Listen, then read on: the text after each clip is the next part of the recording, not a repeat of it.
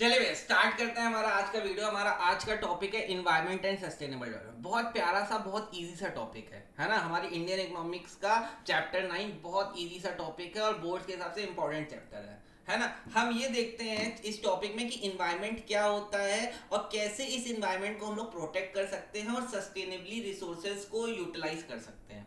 ठीक, हम लोग ने ये देखा है ना कि हम लोग को रिसोर्सेज मिल तो जाती हैं, हम लोग इकोनॉमिक डेवलपमेंट के पाथ पे चल भी रहे हैं, लेकिन वो इकोनॉमिक डेवलपमेंट को हम लोग इतना ज्यादा फोकस करने लगे हैं कि हम अपनी इन्वायरमेंट को बिल्कुल बर्बाद करने पे आ गए हैं। जैसे हम इंफ्रास्ट्रक्चर तो इतना बनाए जा रहे हैं, उसके लिए हम लोग क्या करें, उस इंफ्रास्ट्रक्चर, वो बिल्डिंग्स, वो डैम्स, वो सब कुछ बना रहे हैं, लेकिन हम लोग ये नहीं देख रहे हैं उसको बनाने के लिए हम लोग पूरे फॉरेस्ट डिग्रेड कर रहे हैं, खराब कर रहे हैं, फॉरेस्ट काट रहे हैं। इतनी पॉपुलेशन हुई जा रही है कि रहने की जगह कम पड़ रही है तो और फॉरेस्ट काट रहे हैं। तो हम लोग इन्वायरमेंट को बहुत हेवी इंपैक्ट ला रहे हैं, जिससे इन्वायरमेंट की क्वालिटी डिग्रेड हो रही है ना। हम लोग रिसोर्सेज को इतना यूज कर रहे हैं कि जो उसका रेट ऑफ एक्सट्रैक्शन है ना, वो उसके रेट ऑफ रीजनरेशन से ज्यादा हो गया है।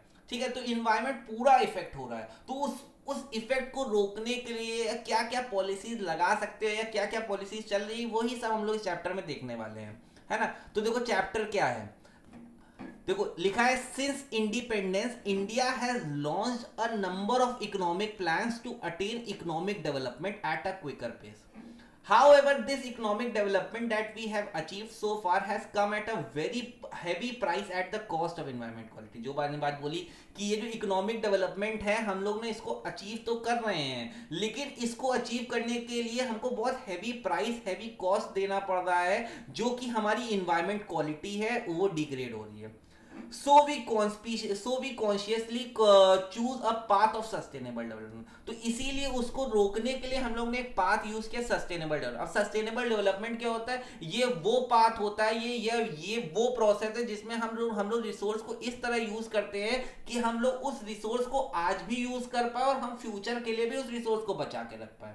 ठीक है, तो सस्टेनेबल डेवलपमेंट, इस वर्ड को हम लोग अभी डिटेल में आगे पढ़ेंगे। ठीक, तो अब देखो चैप्टर के मेन हाईलाइट क्या क्या है। सबसे पहले हमको क्या पढ़ना है, सबसे पहले हमको पढ़ना है इन्वायरमेंट क्या होता है, उसके फंक्शंस क्या है, उसके रोल क्या है। दूसरा हमको पढ़ना है कौन कौन से चैलेंजेस है इन्वायरमेंट को लेकर जो इंडिया फेस कर रही है, और कौन कौन सी स्टेप, स्ट्रैटेजीज और क्या होता है सस्टेनेबल डेवलपमेंट, हम लोग ये देखने वाले हैं। तीन पार्ट में चैप्टर है। तो पहले पार्ट से स्टार्ट करते हैं, मीनिंग ऑफ इन्वायरमेंट। इन्वायरमेंट क्या है, इन्वायरमेंट टोटल इन्वायरमेंट क्या है, इन्वायरमेंट टोटल प्लैनेटरी इनहेरिटेंस और टोटलिटी ऑफ ऑल रिसोर्सेज का कॉम्बिनेशन है। मैंने क्या बोला, environment is defined as the total planetary inheritance. Planetary inheritance का मतलब वो रिसोर्सेज जो लिविंग नेचर की होती हैं उनका इनहेरिटेंस, और टोटलिटी ऑफ ऑल रिसोर्सेज मतलब वो रिसोर्सेज जो कैसी हो, जो नॉन लिविंग हो, उन दोनों का कॉम्बिनेशन इन्वायरमेंट है।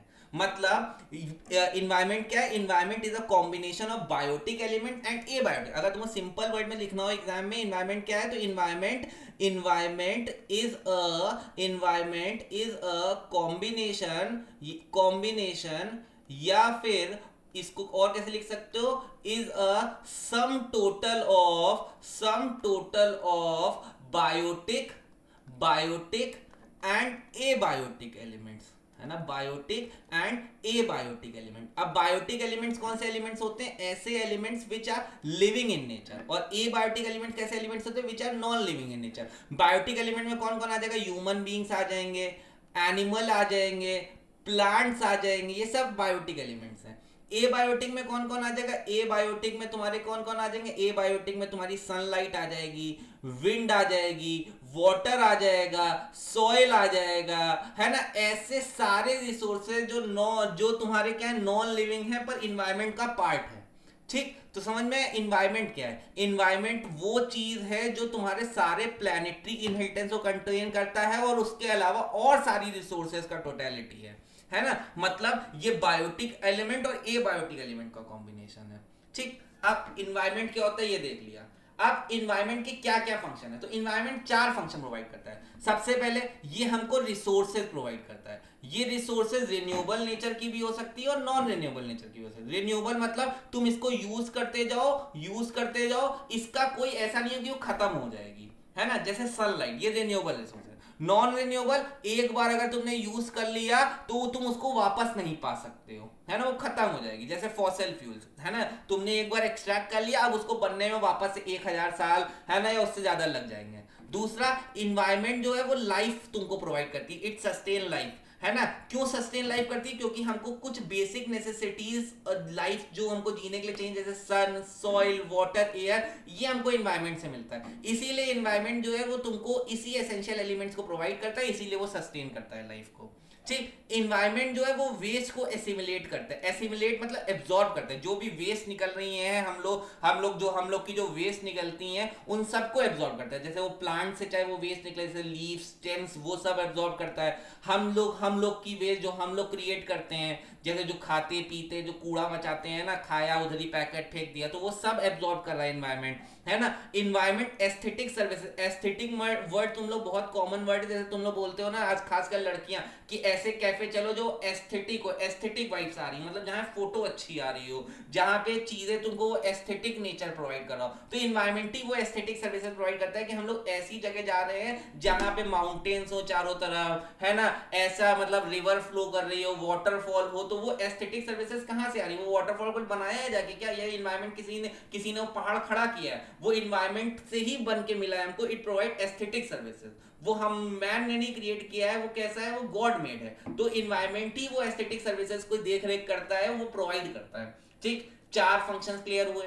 अब इन 4 फंक्शन को परफॉर्म करने के लिए हमको ये ध्यान रखना चाहिए, इन्वायरमेंट इन 4 फंक्शन को तभी परफॉर्म कर पाएगा जब उसकी जो इन्वायरमेंट को जो कैरी करने की जो कैपेसिटी है, भाई सबकी एक कैपेसिटी होती है, तुम्हारी भी एक कैपेसिटी होगी। जैसे लड़कों की कुछ कैपेसिटी होती है ना कि वो उतना ही पी पाएंगे, 1 पैक, 2 पैक, 3 पैक, 4 पैक, है ना। वो उस कैरी, अगर वो 5 पैक के ऊपर पी जाएंगे तो भाई वो घर नहीं जा पाएंगे अपने फेयरवेल के बाद, है ना। आजकल आफ्टर पार्टी का सीजन बहुत आने वाला है ना। तो बच्चे अगर उस आफ्टर पार्टी में 1 पैक, 2 पैक, 3 पैक, 4 पैक के ऊपर पी लिए, चौथे के ऊपर पी लिए, तो भाई घर सीधे हालत में नहीं जा पाएंगे, फिर पापा पता नहीं कहां पहुंचा देंगे, है ना। तो उसकी कैरी कैपेसिटी के बाहर, आपकी कैरिंग कैपेसिटी के बाहर आप चले गए, आप खुद को तभी तक कैरी कर पाएंगे, है ना, जब तक आप उस 4 पैक तक हैं। तो आप इन्वायरमेंट भी इन 4 फंक्शंस को तभी तक परफॉर्म कर पाएगा जब तक वो अपनी कैरिंग कैपेसिटी के अंदर है। ठीक, तो जो मैं बात बोल रहा हूं मैंने लिखी है, environment is able to perform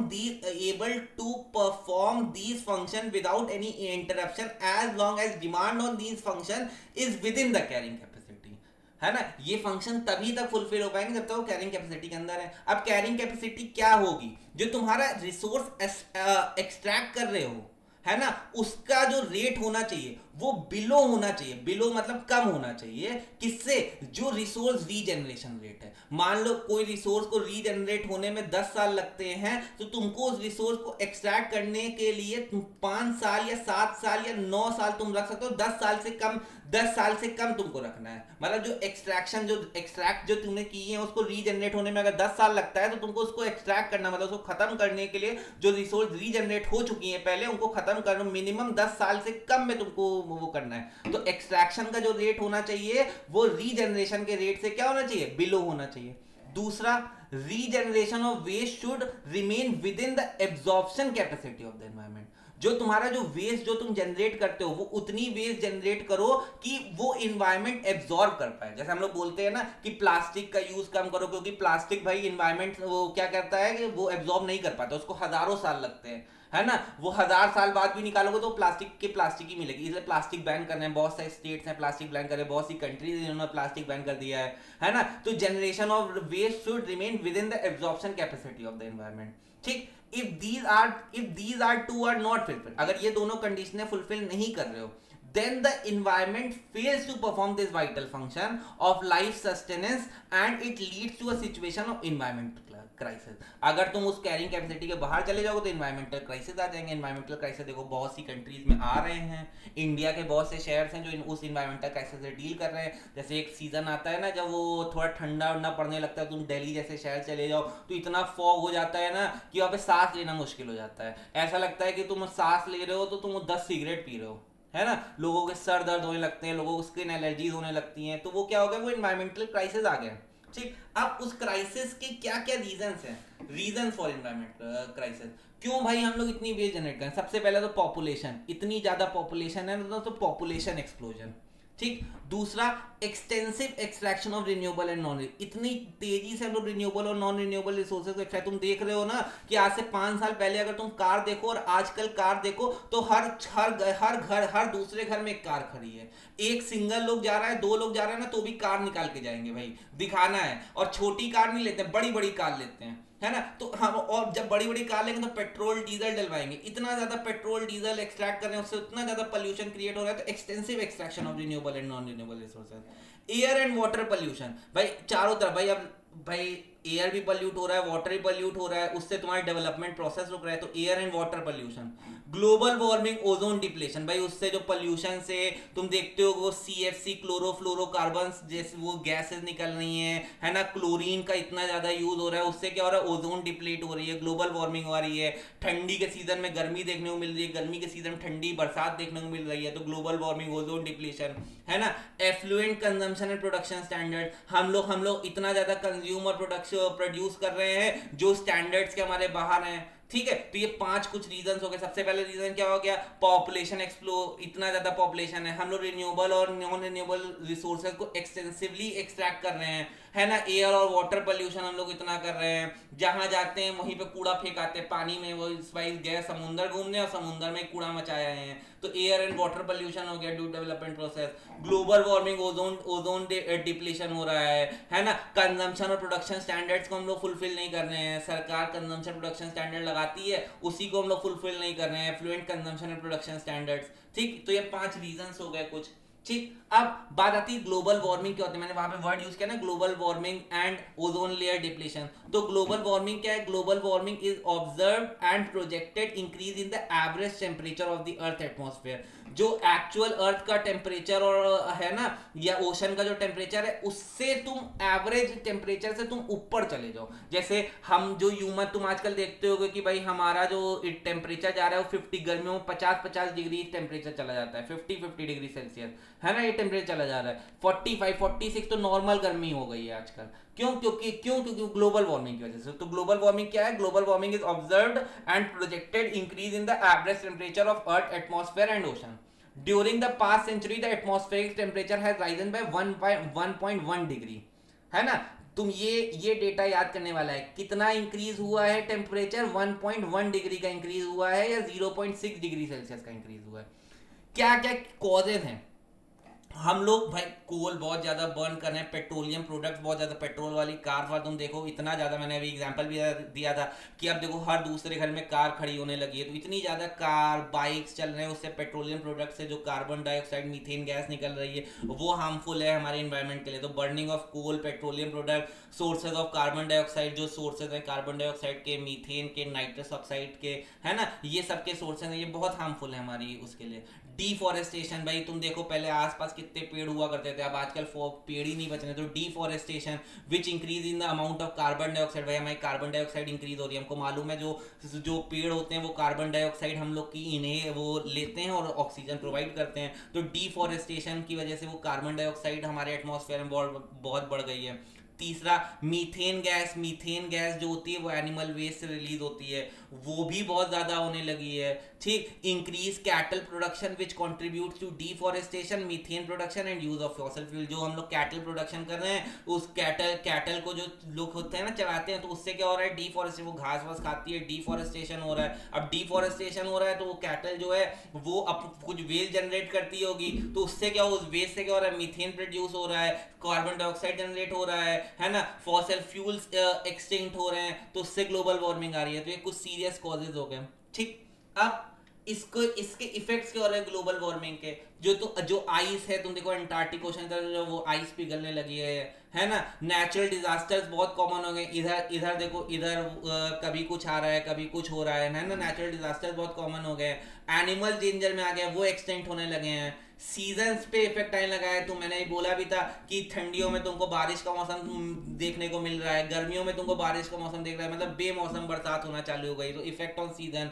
tropical disease बहुत बढ़ गए हैं, जैसे मलेरिया, कॉलरा, डेंगू एटसेट्रा, ये ग्लोबल वार्मिंग के बहुत बड़े इफेक्ट्स हैं, ठीक। तो ग्लोबल वार्मिंग क्या है, ग्लोबल वार्मिंग के कॉजेस क्या हैं, उसके इफेक्ट्स क्या हैं, है ना, आइस मेल्ट होने लगी है, नेचुरल डिजास्टर होने लगे हैं, एनिमल्स पे इफेक्ट आने लगा है, सीजन इफेक्ट होने लगे हैं, ट्रॉपिकल डिजीज जैसे मलेरिया, कॉलरा, डेंगू, है ना, ये बहुत कॉमन डिजीजेज हो गई हैं, है ना।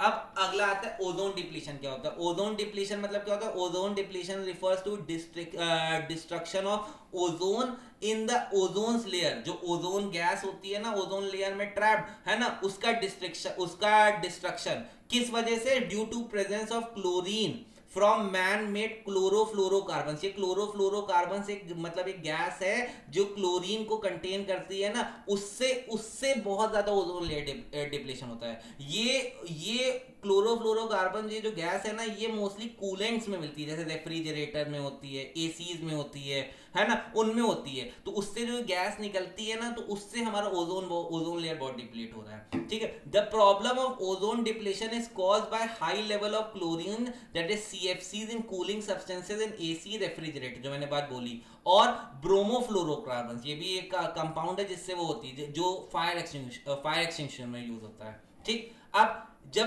तुम्हारी ओजोन लेयर डिप्लीट हो गई, उससे क्या होगा? अब डायरेक्ट सनलाइट, जो सन से कुछ रेज निकलती हैं उनको यूवी रेज कहते हैं, है ना, वो ओजोन लेयर उनको रोकता है। वो ओजोन लेयर एक ऐसी लेयर है ना एटमॉस्फेयर में कि अगर सन से सीधा ये जो रेज आ रही है यूवी रेज, इनको ये रोक लेता है, इनको ये ट्रैप कर लेता है। अब ये ओजोन लेयर ही अगर तुम डिप्लीट कर दोगे तो डायरेक्टली आएंगे और हम लोग के ह्यूमंस पे गिरेंगी। उस ह्यूमंस का क्या होगा? उनको स्किन कैंसर जैसी बीमारियां बहुत ज्यादा कॉमन हो जाएंगी, है ना, उनकी स्किन जलने लगेगी। तो देखो वही लिखा है, इफेक्ट क्या है? UV radiation causes skin cancer in human beings, है ना। UV radiation influence growth of terrestrial plants की ग्रोथ को रोक देता है। UV radiation can lower production of phytoplankton which effect the aquatic animals, है ना। फाइटोप्लैंक्टन एक प्रोडक्शन प्लांट होगा, है ना, जिससे एक्वेटिक एनिमल्स मतलब उनको फूड या चीजें मिलती होंगी, एक्वेटिक एनिमल्स को रोकता होगा, है ना, उनकी प्रोडक्शन को रोक रहा है ना। UV radiation can lower production of phytoplankton which effects the aquatic animals, ठीक। तो क्या क्या यूवी रेज से इफेक्ट है, क्या क्या ओजोन डिप्लीट होगा, तो क्या होगा? स्किन कैंसर होगा, टेरेस्ट्रियल प्लांट्स की ग्रोथ रुकेगी, एक्वेटिक एनिमल्स के प्रोडक्शन में रिड्यूस हो जाएगा, है ना। अब इसको रोकने के लिए एक ट्रीटी बनाई गई। इस ओजोन डिप्लीशन एक बहुत सीरियस प्रॉब्लम है हर कंट्री के लिए, तो इसके लिए एक ट्रीटी बनाई गई। उस ट्रीटी को नाम दिया गया, मैंने स्टार्टिंग में ही बताया, तो उस ट्रीटी को नाम दिया गया मॉन्ट्रियल प्रोटोकॉल, है ना। मॉन्ट्रियल प्रोटोकॉल बनाया गया, इंडिया ने भी इस प्रोटोकॉल को साइन किया। ये यूनाइटेड नेशन का एक प्रोटोकॉल है, साइन है, जिसमें बहुत सारी कंट्रीज ने मिलकर एक प्रोटोकॉल साइन किया, एक ट्रीटी साइन किया इस CFC, इस क्लोरोफ्लोरोकार्बन जैसी गैसेस को रोकने के लिए, है ना, इन सब्सटेंसेस में उसको कम करने के लिए एसी रेफ्रिजरेटर में। तो देखो अब ये क्या है मॉन्ट्रियल प्रोटोकॉल? तो अब देखो मॉन्ट्रियल प्रोटोकॉल ये क्या है? It is a historical treaty designed by the members of UN, United nation, to protect the ozone layer by phasing out CFCs, which is supposed to be main reason of ozone depletion. वही बात मैंने बोली। Under the Montreal Protocol, all the signing members agreed to freeze the consumption and production of CFC. बिल्कुल production consumption को freeze करना है by year 2013, है ना। India sign the Montreal Protocol along with London amendment, है ना। और कौन सा? देखो ये MCQ वाला क्वेश्चन है, इंडिया ने मॉन्ट्रियल प्रोटोकॉल कब साइन किया और कौन सा अग्रीमेंट उसके साथ और साइन किया, इंपॉर्टेंट है ना, ये हाईलाइट, ये डेट याद रखना। कब? 17/9/1992, डेट याद रखना, ये डेट बहुत इंपॉर्टेंट है। कब साइन किया? 1992 में साइन किया। 17/9 कौन सा महीना हो गया? जून जुलाई अगस्त सितंबर, है ना। 17 सितंबर शायद मेरे हिसाब से, 9 शायद सितंबर मंथ होता है, हाँ सितंबर 17 सितंबर, हाँ भाई ये लो, मैं कैलेंडर ही नहीं आता है ना। 17 सितंबर 1992, ठीक। अब क्या क्या चैलेंजेस, ये भाई हमने देख लिया अभी तक, ओजोन लेयर क्या होती है, ग्लोबल वार्मिंग क्या होती है, एनवायरनमेंट क्या है, क्या क्या सीरियस इंपैक्ट्स हैं। अब कौन कौन से चैलेंजेस इंडिया फेस कर रहा है, इंडिया में क्या क्या देखने को मिल रहे हैं एनवायरनमेंट को। हमारी लैंड सबसे बहुत ज्यादा डिग्रेड हो रही है ना। लैंड डिग्रेडेशन क्या होता है? It refers to decline in the overall quality of a soil, water, vegetation condition commonly caused by human activities, है ना। सबसे पहला चैलेंज क्या है? लैंड डिग्रेडेशन, लैंड डिग्रेड हो रही है। अब लैंड डिग्रेडेशन होता क्या है? इसमें क्या होता है? सॉइल की क्वालिटी डिक्रीज कर जाती है ना। It refers to decline in the overall quality of soil, water और vegetation condition commonly caused by human activities. कौन इसका सबसे बड़ा कॉज है? Human activity. It occurs through natural and man made process. ये नेचुरली भी हो सकती है, मैन मेड प्रोसेस भी हो सकती है। नेचुरली कैसे होगी? Of wind, naturally wind erosion, water erosion and water logging. ठीक, क्या क्या इसके मेन रीजन है? Improper crop rotation. Crop rotation मतलब एक ऐसा प्रोसेस है ना कि आज मैंने वीट लगाया है तो अगली बार सॉइल की फर्टिलिटी बढ़ाने के लिए मैंने राइस लगा दिया, है ना। तो क्रॉप रोटेट करते रहना पड़ता है, तो इम्प्रॉपर क्रॉप रोटेशन, है ना। भाई ज्यादा से ज्यादा सॉइल से मतलब ज्यादा से ज्यादा प्रॉफिट कमाने के लिए फार्मर क्या करते हैं? हर बार वीट ही लगाते हैं। वीट महंगा बिक रहा है तो हर बार वीट ही लगा रहे हैं, वो क्रॉप रोटेट ही नहीं करेंगे, सॉइल की फर्टिलिटी बढ़े। तो इम्प्रॉपर क्रॉप रोटेशन, है ना। Loss of vegetation due to deforestation. भाई हम लोग इतना डिफॉरेस्टेशन कर रहे हैं कि जो जो जो मतलब जो प्लांट्स होते हैं ना, जो ये ट्रीज होते हैं, मान लो ये सॉइल है तो इसमें अगर एक ट्री लगा है तो इसकी रूट्स है ना, ये सॉइल को पकड़ के रखती है, ये रूट्स, है ना। अब डिफॉरेस्टेशन कर दिया मतलब पेड़ काट दिए तो ये रूट्स खत्म हो गई, वहां का वो पूरा एरिया। अब पानी आएगा मतलब ज्यादा बरसात होगी या ज्यादा विंड इरोजन मतलब ज्यादा तेज हवा चलेगी तो मिट्टी होने लगती है, तो वो अपर टॉप मोस्ट जो फर्टाइल सॉइल होती है ना, टॉप मोस्ट पार्ट, है ना, वो बिल्कुल खराब हो जाती है। वो बिल्कुल क्या हो जाती है, क्या कह सकते हैं कि वो डिक्लाइन कर जाती है ना। तो वो उससे वेजिटेशन लॉस होने लगता है, मतलब जो सामान उसकी उपजाऊ जो फसल की वो होती है ना, वो खराब हो जाती है। Loss of vegetation due to deforestation, है ना।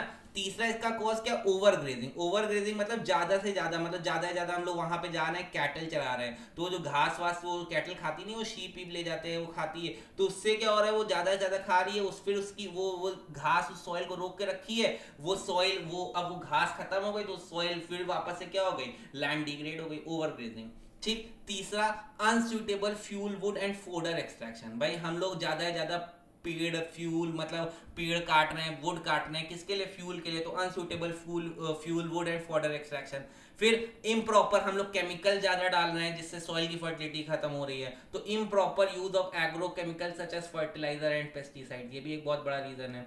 ठीक। अब ये एक फैक्ट आ गया जो इंपॉर्टेंट है, याद रखना। अबाउट 174 मिलियन हेक्टेयर, जो कि 53% ऑफ लैंड है इंडिया, वो सीरियस प्रॉब्लम्स लैंड डिग्रेडेशन से मतलब हम लोग को फेस करना पड़ता है। 53% मतलब सोचो 100% अगर इंडिया के पास लैंड है तो 53% लैंड जो है वो डिग्रेड हो गई, मतलब इनफर्टाइल हो रही है ना। 53% सोचो कितना बड़ा पोर्शन है, तो हमको वो सोचो कितनी बड़ा चैलेंज है इंडिया के लिए। ठीक है, तो समझ में लैंड डिग्रेडेशन क्या है। अगला आता है डिफॉरेस्टेशन। अभी भाई डिफॉरेस्टेशन तो होगा ही होगा, सबसे बड़ा चैलेंज। भाई इतना ज्यादा पेड़ काटे जा रहे हैं कि समझो तुम्हारे फॉरेस्ट वुडलैंड परमानेंटली खत्म हो रहे हैं, तो ये सबसे बड़ा चैलेंज है। डिफॉरेस्टेशन क्या है? It involves permanent destruction of indigenous forest and Woodlands. ठीक। अब ये फैक्ट आ गया वापस से, the per capita forest land in the country is only 0.08 hectare. इस टाइम इंडिया में जो फॉरेस्ट लैंड है वो कितनी है? 0.08 हेक्टेयर है ना। लेकिन हमको रिक्वायरमेंट कितनी है? 0.47 की रिक्वायरमेंट है। अब जरा माइनस करके देखो, 0.47 की रिक्वायरमेंट है, 0.08 है, तो जरा माइनस करो, 17 में से 8 चला गया 9, है ना। 17 में से 8 चला गया तुम्हारा 9 हो गया, और ये 3 0.39 मतलब हेक्टेयर्स लैंड की हमको अभी रिक्वायरमेंट ज्यादा हमको चाहिए। तो सोचो कितना हमको फॉरेस्ट चाहिए, और हम और जो फॉरेस्ट 0.08 हेक्टेयर है ना। और ये सोचो ये बहुत पुराना डेटा है, समझो 2012-2013 का डेटा है, तो इस टाइम तो और ज्यादा कमी आ गई होगी, है ना। तो उस बेसिक नीड को पूरा करने के लिए हमको फॉरेस्ट लैंड कितनी चाहिए? 0.47 हेक्टेयर है कितनी? 0.08। ये जो मैं फैक्ट्स बता रहा हूँ ना, इनको आंसर्स में लिखो। अगर तुम इसको इंडियन इकोनॉमी के आंसर में लिखते हो ना, तुमको जो मतलब जहां पे तुमको टीचर 4.5 या 4 दे रहा होगा एक 5 नंबर के क्वेश्चन में, वो तुमको फुल में फुल देने लगेगा, उसको लगेगा तुम किताब पढ़ के आए हो। तो डिफॉरेस्टेशन भी एक बहुत बड़ा चैलेंज हो गया। ये कुछ भी लिखो ना लिखो, अपनी कॉपी में छोटे छोटे नोट्स बना लो जिनमें फैक्ट्स। अब तुमको मैं डिफॉरेस्टेशन की डेफिनेशन नहीं याद करवाऊंगा ना, तुम बैठ के रटोगे डिफॉरेस्टेशन की डेफिनेशन, वो तुम खुद ही याद हो जाएगी, है ना। मतलब deforestation mean permanent destruction of indigenous forest and Woodlands, है ना। इसको तुम लिख लोगे मतलब अपने वर्ड्स में। अब ये फैक्ट मत याद करो कि जब भी तुम डिफॉरेस्टेशन लिखना है तो एक फॉरेस्ट लैंड हमको जरूरत है 0.08 हेक्टेयर की, है ना, सॉरी है हमारे पास, और हमको जरूरत कितनी? 0.47 हेक्टेयर की। तो सोचो डिफॉरेस्टेशन का एक बहुत बड़ा इंपैक्ट है कि हमको 0.39 हेक्टेयर लैंड हम बर्बाद कर चुके हैं। ठीक। अगला चैलेंज आता है सॉइल इरोजन, है ना, लैंड डिग्रेडेशन, सॉइल इरोजन मिलता जुलता है, लेकिन तीसरा वो आ गया, है ना। It takes place when the surface of the soil is washed away through excessive rains and flood, वही हम लोगों ने लैंड डिग्रेडेशन पढ़ा है। डिफॉरेस्टेशन, एक वो पेड़ काटना, ओवर ग्रेजिंग, ये बहुत मेजर रीजन है कि वो सॉइल होल्ड ही नहीं हो पाता है, इसीलिए वो फ्लड रेन्स की वजह से वो टॉप मोस्ट सेल सरफेस की जो फर्टाइल होती है वो वॉश अवे हो जाती है। ठीक, 3 हो गए अभी तक।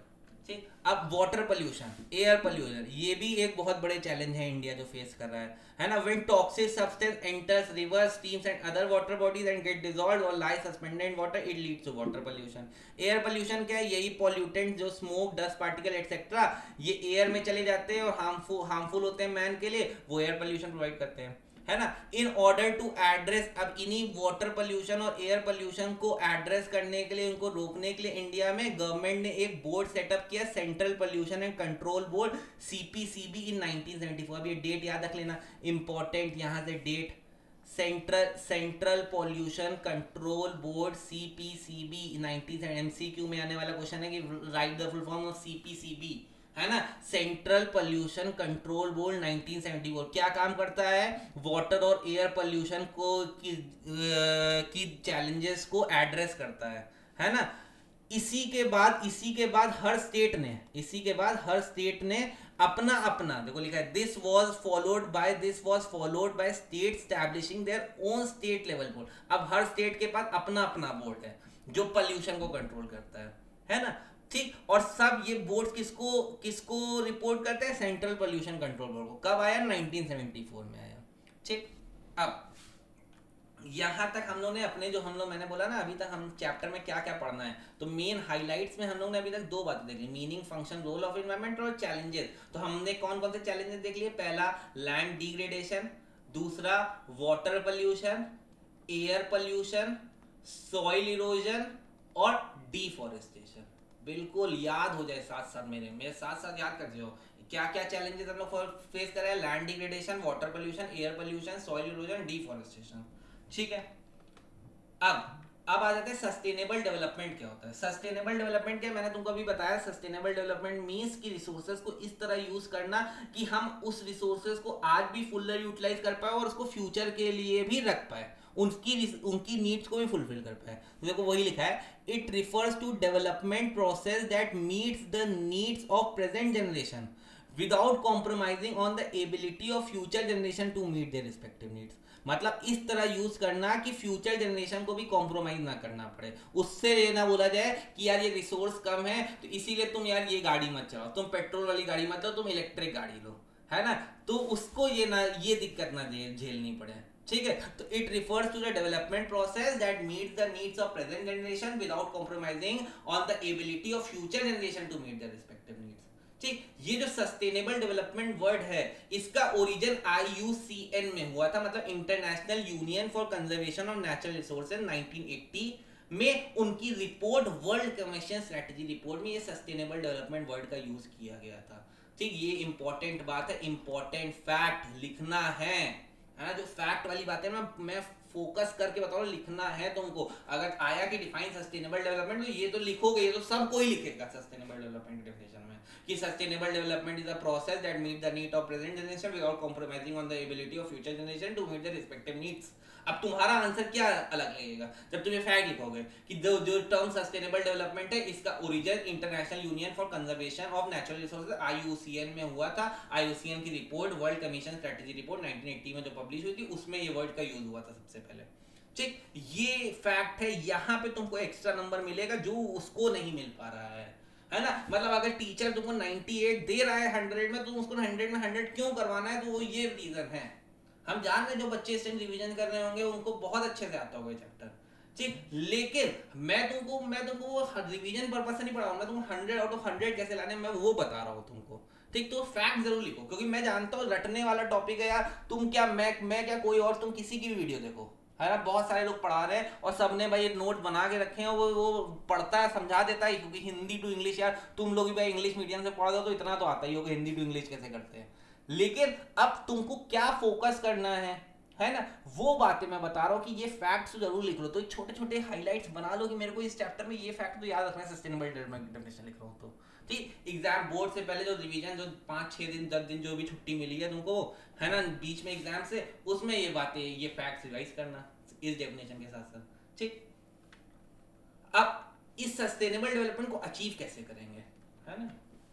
तो सबसे पहला हम लोग non conventional source of energies को यूज करेंगे। Non conventional source of energy मतलब विंड वाले सोर्सेज एनर्जी, विंड से एनर्जी निकालो, सन, तो वो सोलर पैनल लगाओ तो सन की एनर्जी को यूज करो, है ना, फॉसल फ्यूल्स वाली एनर्जी को खत्म करते हो, नॉन कन्वेंशनल सोर्स वाली, है ना, वाटर से एनर्जी निकालो, इलेक्ट्रिसिटी जनरेट करो, तो ये नॉन कन्वेंशनल सोर्स हो गए। क्लीनर फ्यूल्स का ज्यादा यूज करो, है ना, मिनी हाइडल प्लांट्स लगाओ। हाइडल, यहाँ पे मिनी हाइडल प्लांट्स की देखो, ये मैंने इमेज भी लगा रखी है, जो माउंटेन एरिया होते हैं ना, ये माउंटेन एरिया में बहुत ज्यादा काम आता है ना। ये क्या है, ये क्या होता है कि वहां पे मतलब हर जगह जाओगे, हर माउंटेन एरिया, वहां देखो एक रिवर या वो क्या कहते हैं वाटरफॉल जरूर निकल रहा होगा, तो उन वाटरफॉल के आसपास एक मिनी हाइडल प्लांट बना दिया जाता है, ऐसे एक प्लांट बना दिया जाता है, ये ऐसा एक प्लांट बना दिया जाता है। इस प्लांट का काम क्या होता है, ये प्लांट से जब पानी होकर जाता है ना, तो ये इलेक्ट्रिसिटी जनरेट करता है ना। तो establishment of mini hydel plants, है ना, सबसे पहला non conventional source of energy use करो, क्लीनर फ्यूल्स को यूज करो, है ना, मिनी हाइडल प्लांट्स लगाओ, है ना। जो ट्रेडिशनल नॉलेज प्रैक्टिसेस जो हम लोग के एंसेस्टर्स यूज करते हैं, तो उनका ज्यादा यूज करो, है ना। मतलब हम लोग ऑर्गेनिक वो क्या कहते हैं फर्टिलाइजर्स यूज करो, है ना, ऑर्गेनिक मटेरियल्स पे ज्यादा फोकस करो, वो जल्दी ग्रो होने के लिए वो इंजेक्शन मत लगाओ प्लांट्स वेजिटेबल्स में, है ना, कि वो भाई ग्रो तो जल्दी हो जाए लेकिन उससे सॉइल भी इफेक्ट बहुत हो जाए, है ना। यूज ऑफ बायो कंपोस्ट मतलब जो काउ डंक और वो सब होता है ना, उससे उसका यूज ज्यादा करो, पॉल्यूशन को कंट्रोल करो, पॉपुलेशन को कंट्रोल करो, है ना। ये 7 रीजंस मैंने तुमको लिख दिए, कोई भी 5-6 याद कर लेना। सबसे पहला रीजन क्या याद कर सकते हो, पॉपुलेशन कंट्रोल करना है, पॉल्यूशन को कंट्रोल करना है, बायो कंपोस्ट को यूज करना है, मिनी हाइडल प्लांट्स लगाने हैं, है ना, खासकर माउंटेन रीजन में मिनी हाइडल प्लांट लगते हैं। ट्रेडिशनल नॉलेज प्रैक्टिसेस को ज्यादा यूज करना है, कन्वेंशनल सोर्स की जगह नॉन कन्वेंशनल सोर्सेज को यूज करना है ना, क्लीनर फ्यूल्स की तरफ मूव करना है। ठीक है, ये चैप्टर के हाईलाइट हो गया। ठीक है, अब यहाँ पे चैप्टर खत्म होता है तुम्हारा। तो तुमको क्या क्या याद करना है देख लो एक बार। एनवायरनमेंट क्या है, मीनिंग क्या है, उसके फंक्शन क्या है, कैरिंग कैपेसिटी क्या है, कैरिंग कैपेसिटी की 2 कंडीशनें जो फुलफिल करनी चाहिए, अगर नहीं करते हैं तो क्या आ जाता है, इन्वायरमेंटल क्राइसिस आ जाता है। ठीक, क्या क्या रीजंस हैं जो इन्वायरमेंटल क्राइसिस को ला रहा है, पॉपुलेशन एक्सप्लोजन, है ना, extensive extraction, air water pollution, global warming, ozone depletion, है ना। तो वो ग्लोबल वार्मिंग क्या है, ओजोन डिप्लीशन क्या है, वो ग्लोबल वार्मिंग के इफेक्ट्स क्या हैं, ओजोन डिप्लीशन क्या है, उसके इफेक्ट्स क्या है ना। उसको रोकने के लिए कौन सी प्रोटोकॉल लाई गई, मॉन्ट्रियल प्रोटोकॉल है, कब आया, कि इंडिया ने कब साइन किया, उसके साथ कौन सा वो था, लंदन अमेंडमेंट एक्ट था, है ना, 17 सितंबर 1992 को किया गया। मॉन्ट्रियल प्रोटोकॉल में किसके बारे में, किसको रोकने के लिए, क्लोरोफ्लोरोकार्बन्स वाली जो गैसेज हैं उनको फ्रीज करने के लिए ये 2013 तक, है ना, ये सब किया गया। अब क्या क्या इंडिया चैलेंजेस देख रहा है, लैंड डिग्रेडेशन है, डिफॉरेस्टेशन है, सॉइल इरोजन है, वाटर पोल्यूशन है, एयर पोल्यूशन है। वाटर एयर पोल्यूशन कंट्रोल करने के लिए बोर्ड का नाम क्या था, central pollution control board, CPCB 1974 में, है ना। सस्टेनेबल डेवलपमेंट क्या है, सस्टेनेबल डेवलपमेंट ये जो वर्ड है सबसे पहले किसने, कहाँ ओरिजिनेट हुआ, कौन सी रिपोर्ट थी, कब आई, है ना, फिर कैसे तुम सस्टेनेबल डेवलपमेंट को अचीव कर सकते हो वो। ठीक है, उम्मीद करता हूँ ये टॉपिक तुमको बहुत इजी लगा होगा, और जो मैंने बातें बोली हैं उसको तुमने बहुत इजीली सुना होगा, समझा होगा, है ना, और नोट्स बना लिए होंगे। साथ साथ शॉर्ट नोट जरूर बनाते चलो।